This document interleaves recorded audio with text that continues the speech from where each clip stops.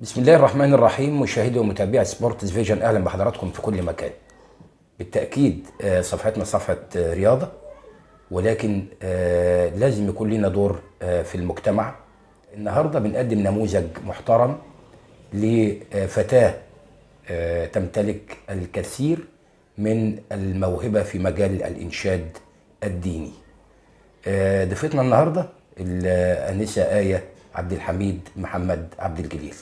اهلا بيك يا آية. اهلا بك يا استاذ هاني. مشرفانا ومنورانا آية من ذوي الهمم والقدرات الخاصة، حافظة لكتاب الله، وأيضا تحفظ أبناءنا لكتاب الله القرآن الكريم. بداية حديثنا في حلقتنا النهاردة مع آية، هنقول لها طبعا في مشوار كبير قطعتيه يا آية علشان توصلي وتحققي الأغراض اللي انت في يوم من الأيام بتتمني ان انت تبقي من أفضل المنشدين على مستوى مصر والعالم العربي. مين السبب في ان آية تخوض غمار الإنشاد في سن مبكر؟ اللي كان السبب في الدور دوت كان مدرس معايا في المعهد اسمه الاستاذ تامر عادل، وده اللي له الفضل عليا كتير يعني، لان هو اللي شجعني وخلاني حاجه يعني جميله في الانشاد، وبقى يحضرت حفلات ونعمل حفلات ونبقى مع بعض يعني. وبجد انا بشكره جدا لان هو كان احسن حاجه، وكان هو اللي له الفضل، وبشكره جدا جدا يعني. آية، قولي لي، حفظت القرآن الكريم في أي سن؟ انا بادئه حفظ القران الكريم يعني كنت في الابتدائي، يعني في تانية او في تالتة ابتدائي. يعني في سن حوالي 8 أو 9 سنوات. ايوه بسم الله ما شاء الله. وتحفظين القرآن أيضا لأبنائنا ان شاء الله باذن الله. طيب آية، كلميني عن الموهبة اللي عندك، وعايزين نسمع منك حاجة، وأتمنى إن شاء الله بأمر الله هتعجب الجمهور حقيقة، لأن أنت يعني بسم الله ما شاء الله. يعني نتمنى إن شاء الله إن احنا نكون سبب في إن آية تحترف هذا المجال. تحبي تسمعينا إيه أو هتسمعي إيه للمشاهدين؟ بسم الله. انا هسمعكم حاجه عن النبي عليه الصلاه والسلام، عن ليله الاسراء والمعراج، وان شاء الله تبقى تعجب حضراتكم باذن الله. بسم الله الرحمن الرحيم. يا من ساريت ليلا صاحبا جبريل، يا من ساريت ليلا صاحبا جبريل للمسجد الأقصى في تلك الليلة حبيبي يا محمد، يا سابقا بالوعد، يا أحمد يا مؤيد من الفرد الصمد، يا صادق المقال يا ذا المقام العالي، يا صادق المقال يا ذا المقام العالي، يا من حباه ربي بطيب الأفعال، يا من ساريت ليلا صاحبا جبريل للمسجد الأقصى في تلك الليلة صليت يا محمد بجمع المرسلين، كنت فيهم إماما وكانوا مهتدين، صليت يا محمد بجمع المرسلين، كنت فيهم إماما وكانوا مهتدين، ثم بعد الصلاة سرت للسماوات فوق ظهر البراق لرب العالمين، يا من ساريت ليلا صاحبا جبريل للمسجد الأقصى في تلك الليلة بيمن وسرور وفوق السدرة وأنس وحضور لقدس الحضرات، بيمن وسرور وفوق السدرة وأنس وحضور لقدس الحضرات. حياك إلهنا وقد نلت المنى، حياك إلهنا وقد نلت المنى، يا من حابه ربي بطيب الأفعال،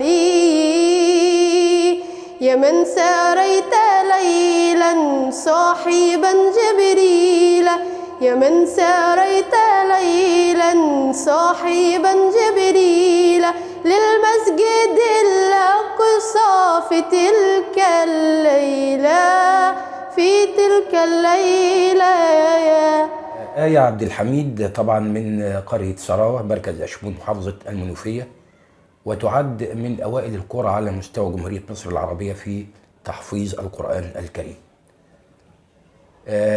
منها فضيلة الشيخة الراحلة الشيخة زينب محمد جاد، والشيخ غريب محمد جاد، وفضيلة الشيخ إبراهيم غريب متعه الله بالصحة والعافية، وفضيلة الشيخ صبحي محمد السراوي، والشيخ فتحي محمد السراوي، وكثيرين حقيقة في هذا المجال، مجال تحفيظ القرآن الكريم، مجال الكتاتيب اللي كانوا بيحفظوا فيه أولادنا وأطفالنا القرآن الكريم. أيضا تخرج من قرية سراوة أحد أعظم قراء القرآن الكريم على مستوى العالم الإسلامي، فضيلة الشيخ الراحل شعبان عبد العزيز الصياد، والشيخ زكي شرف، وده كانت تسجيلاته كلها في لندن، والشيخ مدين محمد. أيضا يعد أحد الكتاب الكبار في مصر والعالم العربي في الوقت الحالي فضيلة الأستاذ الدكتور النابغة في عالم الطب والكاحل جراحة الكاحل بالأخص، الكاتب والروائي الكبير الدكتور أسامة عبد الرؤوف الشاذلي. طبعا ليه روايتين حقيقة كسروا الدنيا، منها عهد دميانة ومنها أوراق شمعون. طبعا آية بنت سراوة يعني بنتمنى ان احنا نكون سبب في ان هي تحترف مجال الإنشاد الديني. آية عايزين نسمع منك بقى حاجة كده تسر الناظرين زي ما بيقولوا. اتفضلي. رضينا يا بني الزهراء، رضينا بحب فيكم يرضينا بينا، رضينا بالنبي لنا إماما، وأنتم آله بكم رضينا، وبالسبب الحسين كذا أفوه، وحيدر ثم زين العابدين. رضينا يا بني الزهراء، رضينا بحب فيكم يرضينا بينا، وزينب من لها فضل سامي، سلالة أحمد صدق يبينا، لها نور يضيء كمثل شمس، من المختار نشهده مبينا. رضينا يا بني الزهراء، رضينا بحب فيكم يرضينا بينا، إذا اشتقنا إلى خير البرايا أتيناكم مشاة راكبين، فأنتم منه بالأسرار جيتم، وجيناكم فشاهدنا الأمين.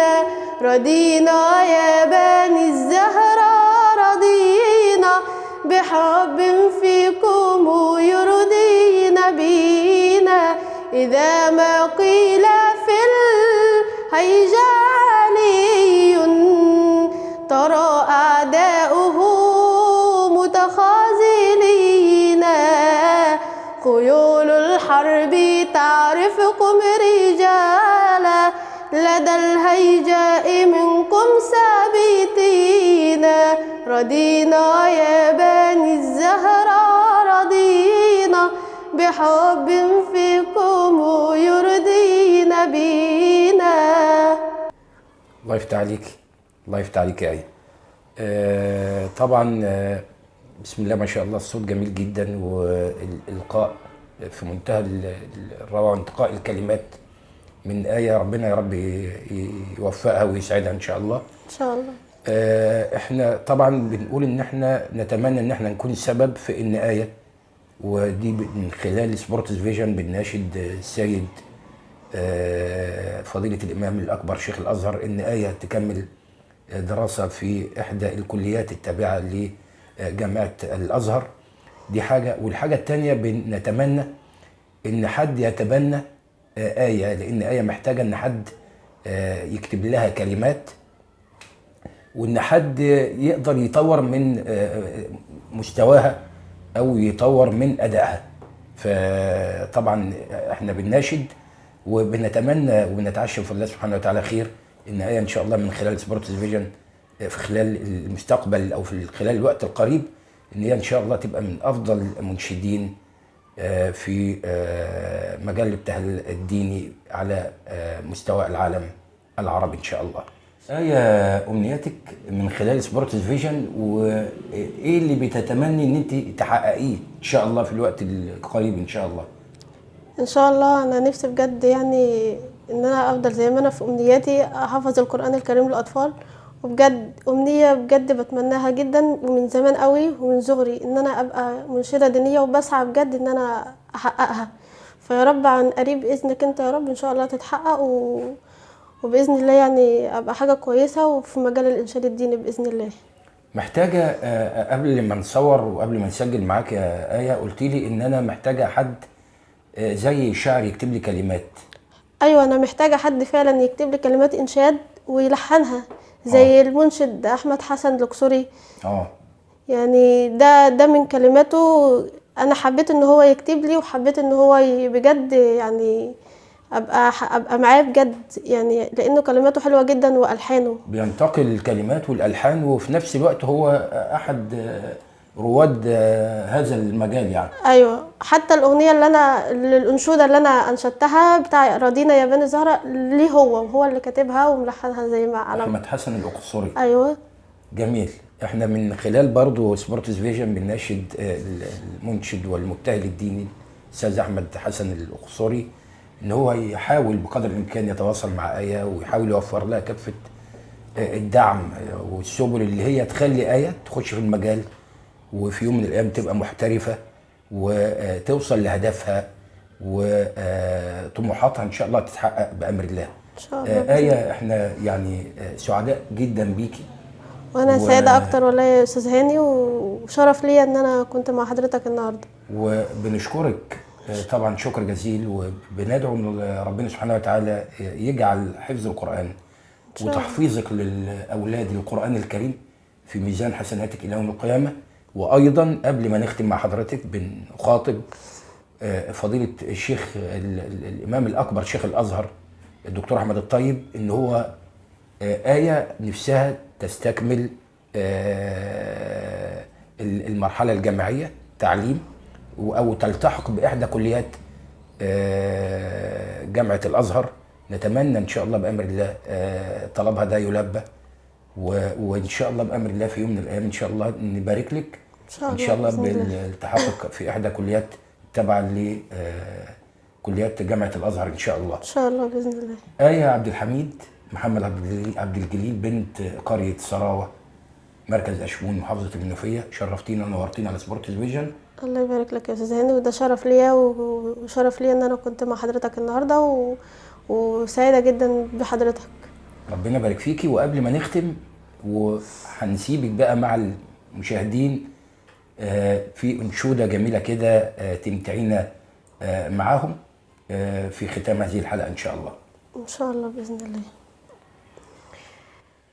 المسك فاح المسك فاح لما ذكرنا رسول الله، والنور لاح النور لما حضرنا أبا الزهراء. أشكي لمين وجدي وحالي، الله الله، وأقول لمين النبي غالي، الله الله. أشكي لمين وجدي وحالي، وأقول لمين النبي غالي. إيه اللي غير أحوالي غير الغرام برسول الله؟ المسك فاح، المسك فاح لما ذكرنا رسول الله. والنور لاح، النور لاح لما حضرنا أبا الزهراء. طول عمري بتمنى أشوفك، الله الله، وانظر جمالك وأبوسك، الله الله. صبرت نفسي بحديثك، وأقول لابد في ليلي أراه. المسك فاح، المسك فاح لما ذكرنا رسول الله. والنور لاح، النور لاح لما حضرنا أبا الزهراء. يا صاحب القبة الخضراء، الله الله، هل علينا بالنظرة، الله الله. يا صاحب القبة الخضراء هل علينا بالنظرة. ازد الهلال يا أبا الزهراء، واعطي لكل محب مناه. المسك فاح، المسك فاح لما ذكرنا رسول الله. والنور لا